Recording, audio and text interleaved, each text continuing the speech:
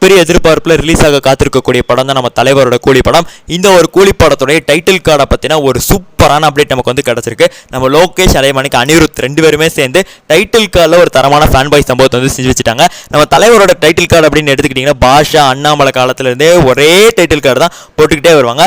நடுவில் ஒரு சில படங்கள் கோச்சரையான் அதே மாதிரி கபாலி இந்த மாதிரி ஒரு சில படங்களுக்கு டைட்டில் கார்டு வந்து மாற்றி போட்டிருப்பாங்க. ஸோ பட் ஆனால் மிச்சபடி எல்லாத்துக்குமே வந்து ஒரே டைட்டில் கார்டு போடுவாங்கல்ல.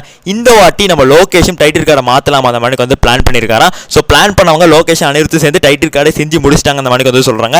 டைட்டில் கார்டு வந்து ஓப்பனிங்கில் அந்த சூப்பர் ஸ்டார் ரஜினிகாந்த் அதெல்லாமே வந்து உங்களுக்கு ரெட் கலரில் வித்தியாசமான ஒரு ஸ்டைலில் வரப்போகுது அந்த மாதிரி வந்து சொல்கிறாங்க. சிம்பிளாக சொல்லணும்னா லியோ படத்துக்கு எப்படி லோகேஷ் வச்சாரோ அதை விட ஒரு படி மேலே வந்து தான் பண்ணியிருக்காங்க அனிருத். அதே மணிக்கு இவர் சேர்ந்து ஒரு தரமான சம்பவம் அந்த மாதிரி வந்து சொல்கிறாங்க. அதே மாதிரி சூப்பர் ஸ்டார் ரஜினிகாந்த் சார் வந்து சினிமா இண்டஸ்ட்ரியில் வந்து 50 வருஷம் ஆக போகுது.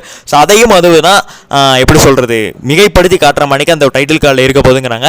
டைட்டில் கார்டுக்கே ஒரு மிகப்பெரிய ஒரு எதிர்பார்ப்பு அப்படிங்கிறது இப்போ மக்கள் மத்தியில் உருவாகிட்டு வருது. இதை செஞ்சு முடிச்சிட்டோம்னு சொல்லி அனிருத் ஒரு போஸ்டர் வேறு வந்து சோஷியல் மீடியாவில் வெளியாட்டி இப்போ பயங்கரமாக வந்து பேச்சு பொருளாக போயிட்டு இருக்கு. ஸோ டைட்டில் கார்டுக்கு எத்தனை பேர் வெயிட் பண்ணுறது கமெண்ட்ஸில் சொல்லிடுங்க. எனக்கு தெரிஞ்சு ஒரு மிகப்பெரிய லியோ கடத்தபடியான இந்த டைட்டில் கார்டாக தான் இருக்கும்னு நினைக்கிறேன். நன்றி, வணக்கம்.